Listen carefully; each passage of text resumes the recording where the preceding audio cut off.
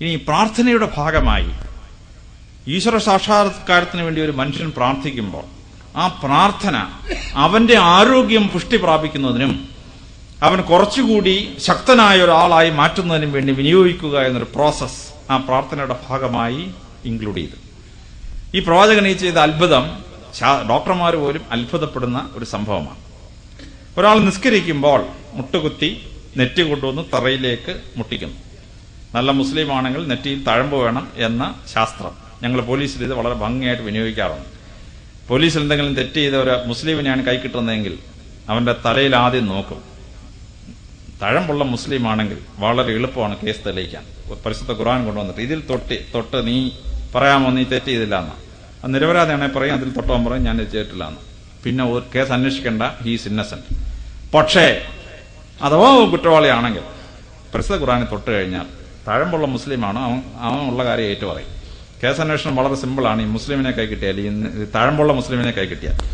അപ്പൊ ഇത് ഈ ആരാധനയുടെ ഭാഗമായി വിശ്വാസം ഉറപ്പിച്ച സംഭവമാണ്. ഈ മുട്ടുകുത്തി നെറ്റി തറയിൽ മുട്ടിക്കുന്ന പ്രോസസ് തലച്ചോറിന് ബുദ്ധിശക്തി ഉണ്ടാക്കുന്ന ഒരു പ്രോസസ്സാണ്. കാരണം എന്താന്ന് വെച്ചാൽ ഹൃദയത്തെക്കാൾ താഴെ തലച്ചോറ് വരുന്നൊരു പ്രോസസ്സാണ് ഈ നെറ്റി കൊണ്ട് തറയിൽ മുട്ടിക്കുന്ന പ്രോസസ്.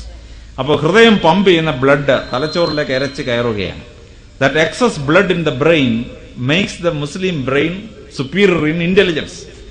അപ്പൊ തലച്ചോറിന് ബുദ്ധി കൂട്ടുന്ന അത്ഭുതകരമായ പ്രോസസ്സാണ് ഈ മുട്ടുകുത്തി പ്രാർത്ഥിക്കുന്ന പ്രോസസ്. ഇനി അതിന്റെ പ്രാർത്ഥനയുടെ സമയം ഫിക്സ് ചെയ്തത് ബയോളജിക്കൽ ക്ലോക്കുമായി കണക്റ്റഡ് ആയതുകൊണ്ട് ഒരു മുസ്ലിം നിസ്കരിക്കുമ്പോൾ അവന്റെ ബയോളജിക്കൽ ക്ലോക്കിനെ അത് ഹെൽപ്പ് ചെയ്യുന്നുണ്ട്. What happens is that his neurological system and his brain become superior. അത് ഡോക്ടർമാരെ സിംപ്ലിഫൈ ചെയ്യുന്ന വളരെ എളുപ്പത്തിലാണ്. അതെന്താന്ന് ചോദിച്ചാൽ സൂര്യൻ ഉദിച്ചു, സൂര്യനെ കാണാൻ വയ്യ, സൂര്യരശ്മികൾ കാണാം, ആ ഉഷസ്സിലാണ് ഒരു നിസ്കാരം വരുന്നത്. നാട്ടുന്ന വടിക്ക് നിഴലില്ലാതാവുമ്പോൾ ഒരു നിസ്കാരം, that means sun is exactly on top of that stick. വടിയുടെ നീളവും നിഴലിന്റെ നീളവും തുല്യമാവുമ്പോഴാണ് 45 ഡിഗ്രി ആംഗിളിൽ സൺറൈസ് വരുമ്പോഴാണ് അടുത്ത നിസ്കാരം. സൂര്യൻ അസ്തമിച്ചു, സൂര്യരശ്മികളെ കാണാൻ വയ്യ, സൂര്യനെ കാണാൻ വയ്യ, സൂര്യരശ്മികൾ കാണാം, അടുത്ത നിസ്കാരം.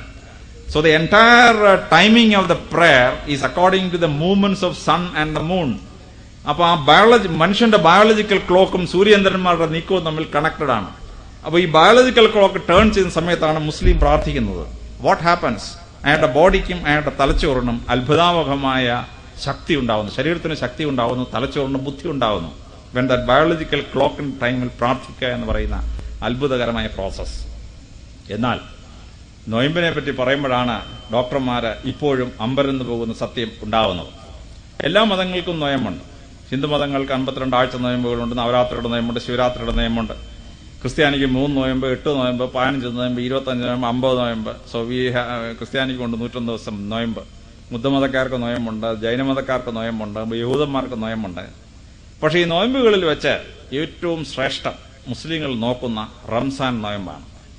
ഈ റംസാൻ നൊയമ്പിനെ പറ്റി അമേരിക്കൻ ഡോക്ടർമാര് വിശദമായി പഠിച്ചപ്പോഴാണ് അതിന്റെ സാരാംശം മനസ്സിലായത്. അതെന്താണെന്ന് ചോദിച്ചാൽ 11.5 മണിക്കൂർ ഒരു മനുഷ്യൻ 100% വയറ്റിലേക്ക് ഒന്നും കൊടുക്കാതിരുന്നാൽ, 100% അവൻ ഉപവസിച്ചാൽ കുടലിന്റെ പെരിറ്റോണിയം പൊട്ടും. കുടലിന്റെ പെരിറ്റോണിയം പൊട്ടി ബോഡിയുടെ ഇമ്മ്യൂൺ സിസ്റ്റത്തെ പ്രൊട്ടക്ട് ചെയ്യുന്ന ഒരു എൻസൈം കുടലിലേക്ക് ഊർന്നിറങ്ങും. അത് കുടൽ അങ്ങോട്ട് വലിച്ചെടുത്ത് കഴിഞ്ഞാൽ ശരീരത്തിന് 10 ടൈംസ് ഇമ്മ്യൂണോളജിക്കൽ കപ്പാസിറ്റി വർദ്ധിക്കുകയാണ്.